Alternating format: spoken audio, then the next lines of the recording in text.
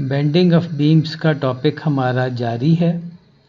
इस वीडियो में हम ये बात करेंगे कि किसी भी बीम के क्रॉस सेक्शन की सेंट्रॉइड की लोकेशन कैसे मालूम की जाए और second moment of area centroidal axis के गिर्द किस तरह कैलकुलेट किया जाए।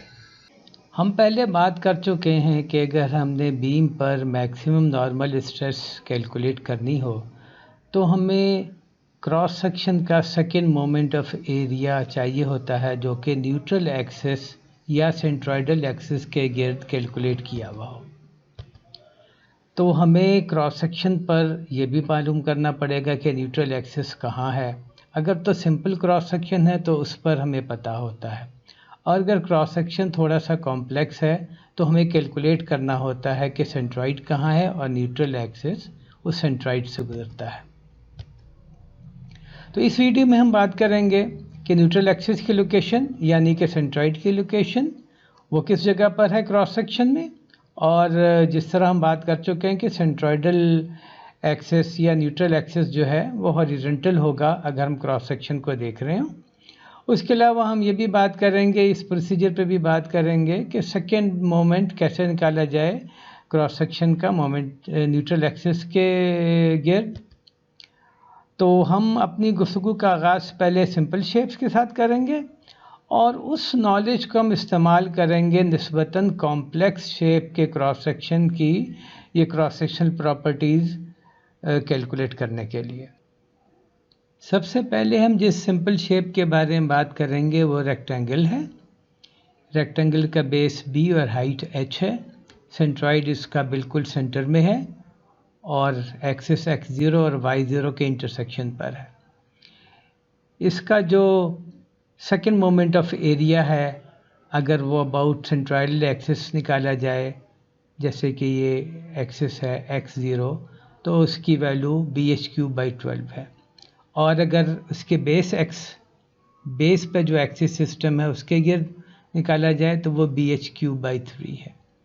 इसी तरह अगर एक्सिस y के गिर्द निकाला जाए, सेंट्रॉइडल एक्सिस y के गिर्द, तो वो hb³/12 होगा।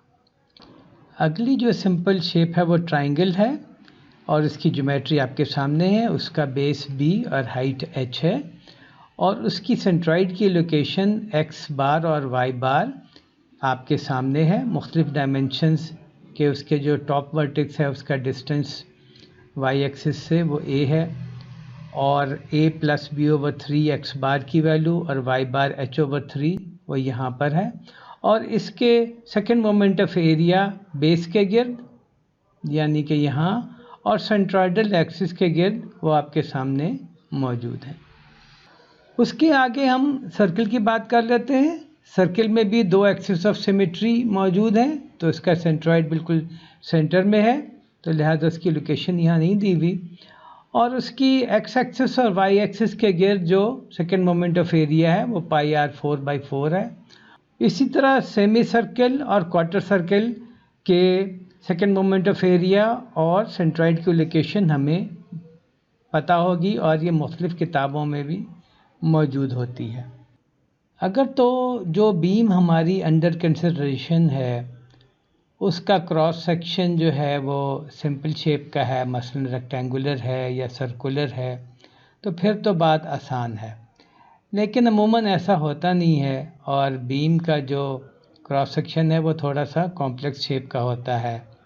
मसलन इस शेप का होगा, टी की तरह का, या आई का होगा, या एक थोड़ा सा मुख्तलिफ सा मैंने ड्रॉ किया है, या हॉलो क्रॉस सेक्शन होगा कि ये है तो सर्कुलर या रेक्टेंगुलर लेकिन वो अंदर से हॉलो है।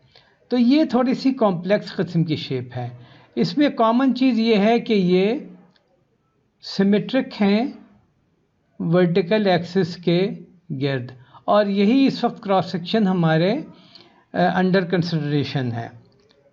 और क्रॉस सेक्शन भी पॉसिबल है, फॉर एग्जांपल जे या एल, मगर ये सिमेट्रिक नहीं है, तो हम इस तरह के क्रॉस सेक्शन के बारे में बात नहीं करेंगे इस वक्त। अगरचे हम इनके सेंट्रॉइड के लोकेशन और इनका सेकेंड मोमेंट ऑफ एरिया किसी भी एक्सिस के गिर्द हम निकाल सकते हैं। कॉम्प्लेक्स शेप के क्रॉस सेक्शनल प्रॉपर्टीज़ मालूम करने के लिए पैरेलल एक्सिस थ्योरम जो है वो एक बहुत अच्छा टूल है। पैरेलल एक्सिस थ्योरम ये कहता है if the second moment of an area is known about a centroidal axis we can determine the second moment of the area about a corresponding parallel axis using the parallel axis theorem और Ix is equal to Ix prime plus a dy square और Iy is equal to Iy prime plus a dx square। ये area है, ये centroidal axis है जिसके गिर्द हमें Ix prime और Iy प्राइम की वैल्यू हमें मालूम है। हम अगर दो पैरेलल एक्सिस x प्राइम के पैरेलल x एक्सिस और y प्राइम के गिर्द y एक्सिस के गिर्द अगर हम Ix और Iy निकालना चाहें तो ये रिलेशनशिप इस्तेमाल होगी जिसमें a जो है वो इस एरिया का क्रॉस सेक्शनल एरिया है जो कि दायरा कोई नंबर होगा और dy डिस्टेंस है। x प्राइम और x एक्सिस के दरमियान डिस्टेंस dy है और y प्राइम और y के दरमियान जो डिस्टेंस है वो dx है। तो ये रिलेशनशिप इस्तेमाल करते हुए हम x और y एक्सिस के गिर्द सेकेंड मोमेंट ऑफ एरिया निकाल सकते हैं। हम इसका इस्तेमाल इस तरह करेंगे कि हम अपने कॉम्प्लेक्स शेप का जो हमारा क्रॉस सेक्शन है इसको छोटे छोटे सिंपल शेप्स में तब्दील करेंगे। उसकी वजह ये है कि सिंपल शेप्स में हमें Ix प्राइम और Iy प्राइम हमें पता होता है या हम उनके जो फार्मूले हैं सिंपल उनको इस्तेमाल करके वो हम कैलकुलेट कर सकते हैं। उसके बाद हम सेंट्रॉइड की लोकेशन निकालेंगे उस कॉम्प्लेक्स शेप के लिए जो हमें निकालनी आती है, फिजिक्स में ही हम पढ़ चुके हैं। उसके बाद हम पैरेलल एक्सिस थ्योरम इस्तेमाल करते हुए हम हर स्मॉल एरिया की contribution second moment of area की तरफ निकालेंगे और उसके बाद हम उन्हें ऐड करके हम टोटल वैल्यू निकाल लेंगे सेकेंड मोमेंट ऑफ एरिया की अबाउट न्यूट्रल एक्सिस या अबाउट सेंट्रोइडल एक्सिस। तो ये तरीका हम इस्तेमाल करेंगे और हम इससे न सिर्फ सेंट्रोइड की लोकेशन बल्कि सेकेंड मोमेंट ऑफ एरिया भी निकाल सकते हैं। अब हम एक एग्जाम्पल के ज़रिए इसको हम ज़्यादा बेहतर तरीके से एक्सप्लेन करने की कोशिश करेंगे। ये एक हमारे पास बीम है जो एक तरह की आई क्रॉस सेक्शन बीम है। अमूमन आई क्रॉस सेक्शन बीम में टॉप और बॉटम एक ही डायमेंशन की होती हैं। ये दोनों जो फ्लैंज है दोनों एक ही डायमेंशन की होती हैं, मगर इस बीम में ऐसा नहीं है। ये बीम थोड़ी सी मुख्तलिफ है। इसकी जो बॉटम फ्लैंज है वो टॉप फ्लैंज की निस्बत आधी लंबाई की है। चौड़ाई इन तीनों की दोनों फ्लैंजेस और वेब की 25 मिलीमीटर है। बाकी डिस्टेंसेस आपके सामने हैं। सबसे पहले हमें इस शेप का सेंट्रॉइड निकालना होगा और उसके बाद उसके मामला आगे चलेंगे, क्योंकि सेंट्रॉइड हमें नहीं पता। जब हमें सेंट्रॉइड पता चल जाएगा तो हम उस सेंट्रॉइड के गिर्द जो है सेकेंड मोमेंट ऑफ एरिया लेंगे। अच्छा, यहाँ सबसे अच्छी बात है कि एक सिमेट्री एग्जिस्ट करती है और ये सिमेट्री हमारी रिक्वायरमेंट भी है। तो इस सिमेट्री का मतलब है कि जो हमारा सेंट्रॉइड है वो इस सिमेट्रिक लाइन पर किसी भी जगह पर हो सकता है, यानी कि हो सकता है यहाँ पे हो, यहाँ पे हो, यहाँ पे हो या कहीं पे भी हो। तो सिमेट्री का फिर ये फ़ायदा हुआ कि हमें सिर्फ एक ही कोऑर्डिनेट मालूम करना है। हमें दूसरा कोऑर्डिनेट जो है सेंट्रॉइड का मालूम नहीं करना, वो हमें पता है कि वो किस लाइन के ऊपर है। तो हम अपना इनिशियल एक्सिस सिस्टम सेटअप कर लेते हैं जिससे हम सारी इनिशियल मेजरमेंट्स करेंगे।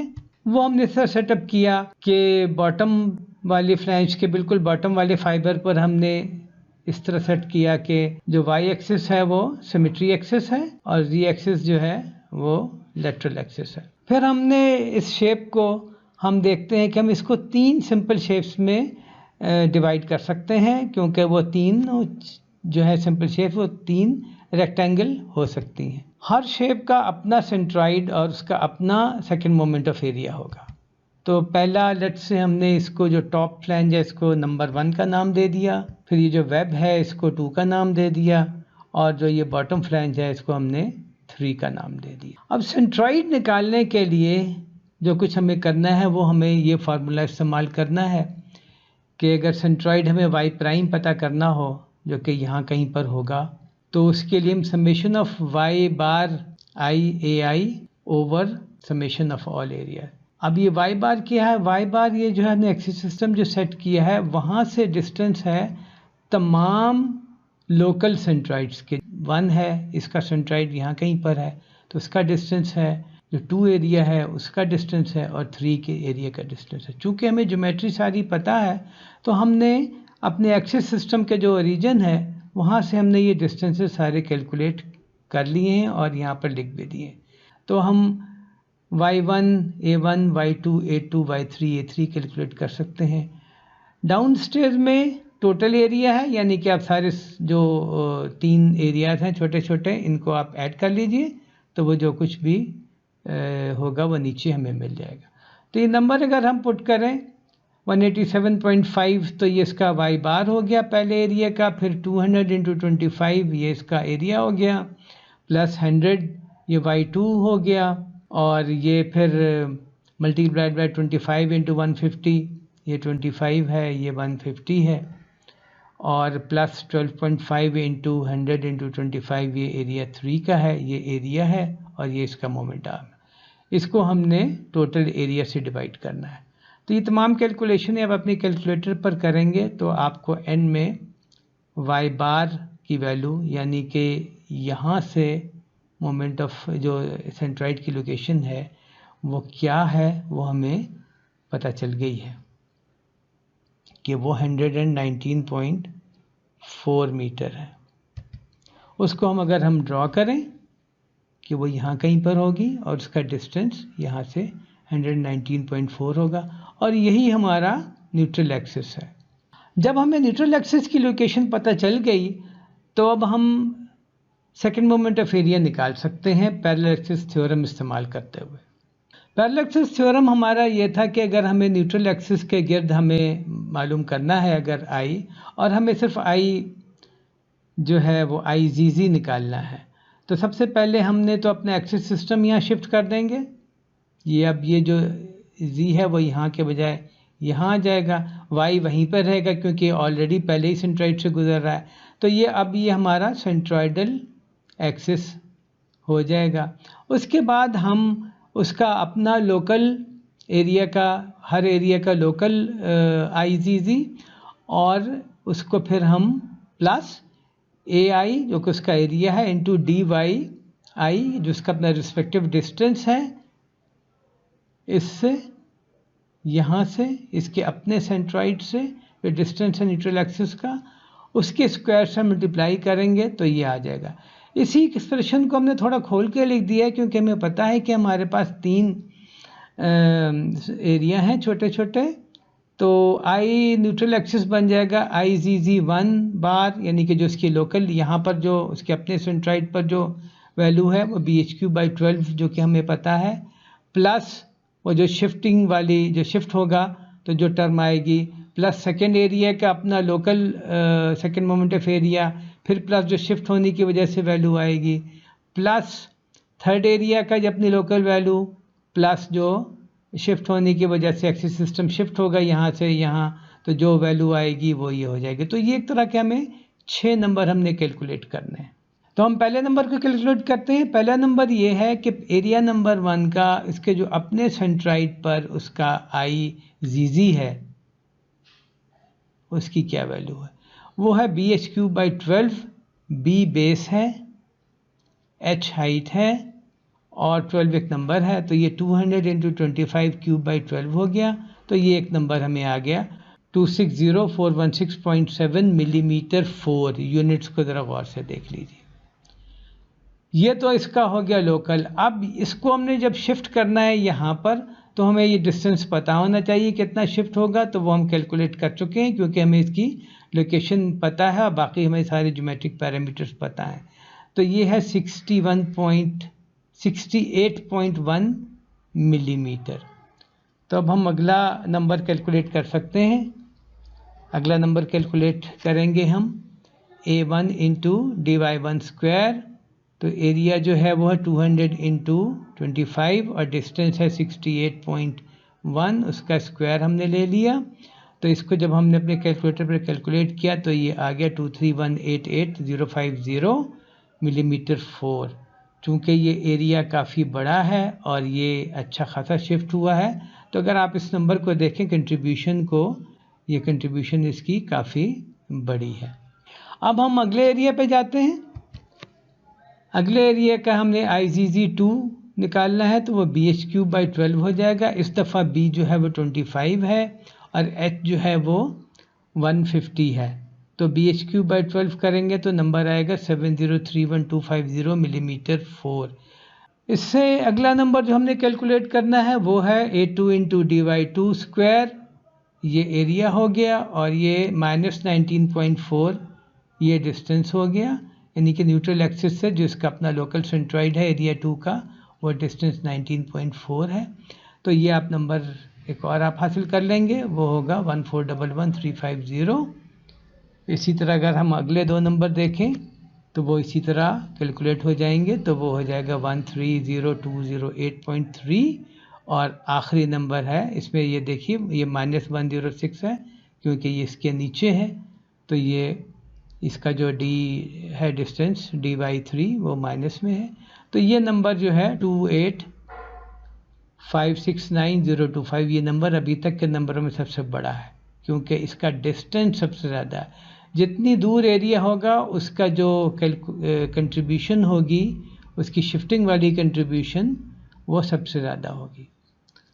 अब हम इन नंबरों को ऐड करते हैं, तो हमें इनको हमने ऐड किया तो हमें नंबर मिला 60,590,300, यानी कि तकरीबन 60 मिलियन से ज़्यादा मिलीमीटर 4। तो इसको हम इस तरह भी लिख सकते हैं 60.59 × 10⁻6 मिलीमीटर 4। अच्छा, अब हम ज़रूरी नहीं है कि हम यूनिट्स मिलीमीटर इस्तेमाल कर रहे हों जब हम बीम का जो एक्चुअल प्रॉब्लम सॉल्व कर रहे हो। ये तो उस प्रॉब्लम का एक पार्ट है कि हमने आई की वैल्यू और न्यूट्रल एक्सिस की लोकेशन और आई की वैल्यू पता करनी है। हो सकता है हम उस ओरिजिनल प्रॉब्लम में, जो बड़ा प्रॉब्लम, उसमें मीटर इस्तेमाल कर रहे हो, तो फिर याद से आप इसको मीटर में कन्वर्ट करेंगे। तो जब मीटर में कन्वर्ट करेंगे तो 10⁻12 वाला एक फैक्टर आ जाएगा। तो ये जो 60.59 × 10⁻6 मिलीमीटर 4 है, जब आप मीटरों में बात करेंगे तो वो 60.59 × 10⁻6 मीटर 4 हो जाएगा। तो हमने सेंट्रॉइड की लोकेशन और आई की वैल्यू न्यूट्रल एक्सिस के गिर्द वो हमने निकाल ली, और ये आपके जहन में रहे कि जो हमारे क्रॉस सेक्शन होंगे वो चूँकि वाई एक्सिस के गिर्द सिमेट्रिक होंगे, तो हमें सिर्फ एक नंबर पता करना है, आई न्यूट्रल एक्सिस जो कि IgG है about centroid of the total shape, और न्यूट्रल एक्सिस की लोकेशन पता चलने के लिए हमें सेंट्रॉइड वाला सिर्फ एक नंबर कैलकुलेट करना, दूसरा नंबर कैलकुलेट नहीं करना। यहाँ पे मैं दो बातों का जिक्र करना मुनासिब समझता हूँ। पहली तो ये बात है कि जो सारा प्रोसेस हमने किया है सेंट्रॉइड निकालने का और आई निकालने का प्रोसेस, ये आप एक टेबुलर शेप में भी आप ये काम कर सकते हैं, और टेबल में मुख्तलिफ कॉलम होंगे और आप मुख्तलिफ चीज़ें हर सब एरिया की उसमें करके और समेशन वगैरह कर सकते हैं। अभी चूँकि हमारे 3 थे सब एरिया, तो ये हमने आसानी से कर लिया। अगर सब एरिया ज़्यादा हो या बहुत कॉम्प्लेक्स शक्ल हो तो फिर आप टेबुलर फॉर्म में कर सकते हैं, और इसको फिर आप माइक्रोसॉफ्ट एक्सेल पर आप एक तरह के प्रोग्राम कर सकते हैं। दूसरी बात ये कि हमने जिस तरह देखा कि आई की वैल्यू जो है उसको बढ़ाने में जो चीज़ें कारआमद होती हैं, वो एक है कि न्यूट्रल एक्सिस से जो एरिया जितना दूर होगा उसकी कंट्रीब्यूशन आई की तरफ उतनी ही ज़्यादा होगी। दूसरी ओरिएंटेशन, अगर ओरिएंटेशन इस तरह है कि जो इसकी डायमेंशन वर्टिकल है वो बड़ी है और जो हॉरिजॉन्टल डायमेंशन इस सब एरिया की छोटी है, तो इसकी भी कंट्रीब्यूशन आई की तरफ ज़्यादा होती है। जैसे कि ये एरिया है, ये कुछ दूर है न्यूट्रल एक्सिस से, तो इसकी कंट्रीब्यूशन काफ़ी ज़्यादा थी। ये एरिया छोटा है मगर ये ज़्यादा दूर है, तो इसकी कंट्रीब्यूशन भी काफ़ी ज़्यादा थी। और ओरिएंटेशन की बात करें तो ये वाली जो ओरिएंटेशन है इस रेक्टेंगल की, जिसमें कि ये वर्टिकल एक्सिस पर बड़ी डायमेंशन है और हॉरिजॉन्टल एक्सिस पर छोटी डायमेंशन है, तो इसकी कंट्रीब्यूशन भी बहुत ज़्यादा है। चूँकि हमने फ्लेक्चर फार्मूले में देखा है कि आई जो है वो डिनोमिनेटर में आता है, तो अगर हमें बेंडिंग मोमेंट मालूम है और हम चाहते हैं कि इस तरह से ख़ास वैल्यू से ज़्यादा ना बढ़े, तो हम वो क्रॉस सेक्शन इस्तेमाल करेंगे जिसका आई ज़्यादा होगा। तो ये जिस तरह आई क्रॉस सेक्शन है या इस तरह का क्रॉस सेक्शन जो आपके सामने नज़र आ रहा है, ये वो क्रॉस सेक्शन है जिनमें आई की वैल्यू ज़्यादा होती है, यानी कि सेकेंड मोमेंट ऑफ एरिया की वैल्यू ज़्यादा होती है। तो इस तरह का क्रॉस सेक्शन जो है वो प्रेफरेबल है। उम्मीद है आपको ये वीडियो पसंद आई होगी। हम जब बीम के और प्रॉब्लम सॉल्व करेंगे तो हम इस एस्पेक्ट पर मज़ीद बात भी करेंगे। Thank you very much.